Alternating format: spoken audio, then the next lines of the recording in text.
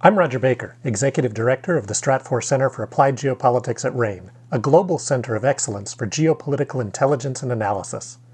Learn how you can put geopolitics to work for your organization at ranenetwork.com.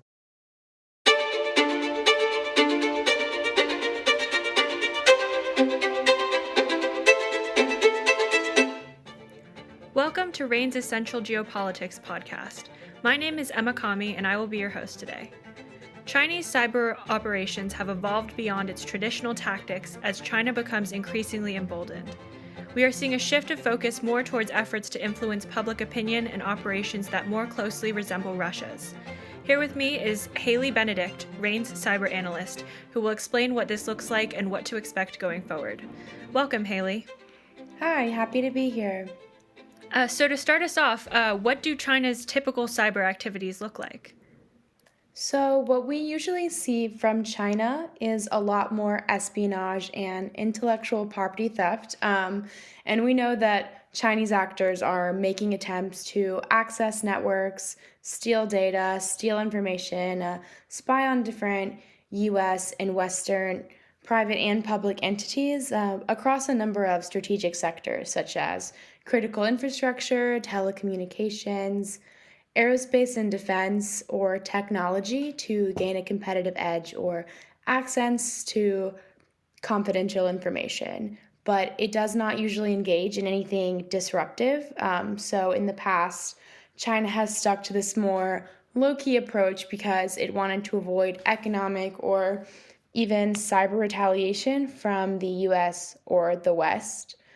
And in terms of influence operations, what China usually does is they're playing the long game. So in the past, their approach to influencing the American public or American politics was through relationships and investing in a relationship with someone at a lower level, like a state or a local level, to shift policy maybe more in China's favor, curry some favor there, because they think that officials at this level might be a little bit more easily influenced and that it might help play out for them in the long run if these individuals advance their careers eventually maybe to a federal level or something like that. Or in the past few years, we maybe have seen some attempts by China to issue anti-American sentiment or propaganda, but it has been mainly unsophisticated or half-baked attempts at disinformation campaigns that maybe weren't very convincing, didn't get a whole lot of interaction, very many views and the like. But regardless, it has certainly been a lot less aggressive than Russia's disinformation and influence operations, which are intended to be really disruptive and exploit divides in the American public, sow division among people, make them lose faith in the government and institutions, democracy as a whole. So, for example, this was kind of the case with its efforts to influence U.S. elections in the past with these really targeted campaigns and a really high operational scale. And that's not usually what we're seeing from China. Interesting. And what have we seen then more recently from China in its influence operations? Yeah, so now with China, we are seeing a shift in its really under the radar, quiet espionage, long game approach, and more activities that more closely resemble Russia's. So it is coming out with a lot of more emboldened activity to take on things that it might not have otherwise in the past. So this means they are increasingly willing to steal intellectual property and drive up the operational scale on that front, but also they're more willing to increase influence operations, and they're really stepping up there as well. So maybe this aggressiveness might be motivated by what they see as anti-China sentiment in the U.S. or fears that this might harm their image on the global stage. So, for example, last month, Chinese actors disseminated and posted on Facebook AI-generated avatars of fake news people from a fabricated news outlet called Wolf News, and as part of a campaign called Spamiflage, where they were spreading pro-Chinese sentiment and propaganda that advanced their interests and at the same time anti-American sentiment, such as narratives about gun violence in the U.S., calling the U.S. out on its lack of action on that front, while at the same time applauding China's role on the global stage and calling on the U.S. to cooperate with China economically. And in general, they have just been posting much larger volumes of disinformation and propaganda in social media. And we're seeing these efforts grow closer to Moscow's in the way that they are trying to exploit those same U.S. societal divisions, such as gun control, which is a typical topic for influence operations that are aimed to exploit those divides. So, for example, an example as part of these larger volumes is in January, Google's tag disrupted more than 50,000 posts and activities from last year that are linked to a pro-China influence operation called Dragon Bridge. They still are not super advanced or sophisticated, and most of these posts didn't get a lot of views or a lot of engagement, but this is the greater scale that we're seeing, and it does align with that emboldened China and that increased operational scale. And on top of that, in recent weeks, Chinese actors have been spreading those narratives that the U.S. might label as false or misleading. So, for example, China's foreign minister called attention to a train derailment in Ohio that may have spread toxic chemicals, and drew attention to allegations that the U.S. sabotaged pipelines used to transport Russian gas, both of which the Biden administration has addressed.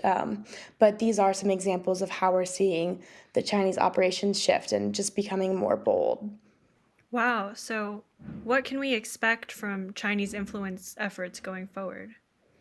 Yeah, so last week, experts in the U.S. intelligence community told the Senate Intel Committee that they believe this signals an increased willingness from China to increase influence campaigns and more broadly embrace covert operations going forward, similar to how Russia maybe has in the past. So the Director of National Intelligence pointed out that China is increasingly willing to challenge the U.S. not only economically, politically, and militarily around the world, but also technologically. So recently in the U.S., China has been seen as a leading threat to global power, and great power competition is really increasingly playing out between the U.S. and China on that cyber and technological field, and influence operations do play a major component in that competition. So going forward, a really attractive target for China may be countries that are in the global south, which are really ripe for influencing public opinion because both the U.S. and China have a lot of economic and political interests there, and there is a really complex history with the United States in a lot of these places, but still populations that support both sides. So China might try to target those places to spread anti-American sentiment and pro-Chinese narratives. But nonetheless, I do want to say there's not concrete, publicly available evidence of definitive plans by China to carry out these campaigns in the near future, but this is where we're seeing the trend go. And regardless, we can definitely expect the sophistication and obfuscation attempts in Chinese influence operations to improve. And even if right away they're not carrying out these direct and robust disinformation or influence campaigns, it could be because in the near term, China wants to focus on domestic and economic concerns and give the country some stability to address these difficulties, maybe so they can foment their place as that regional power and then engage more in that global competition in the future using these tactics. Well, definitely something to keep an eye on. Thank you for that analysis, Hayley. Thanks so much, Emma, for having me. You can learn how geopolitical events like this could affect your business with RANE Intelligence Briefs. Our flagship risk intelligence products provide clients with access to the insights and analyses they need to make more informed decisions and drive better risk management outcomes, all for a fraction of the cost you pay yourself. Sign up at ranenetwork.com. That's RANE network.com. I'm Emma Kami. Thanks for listening.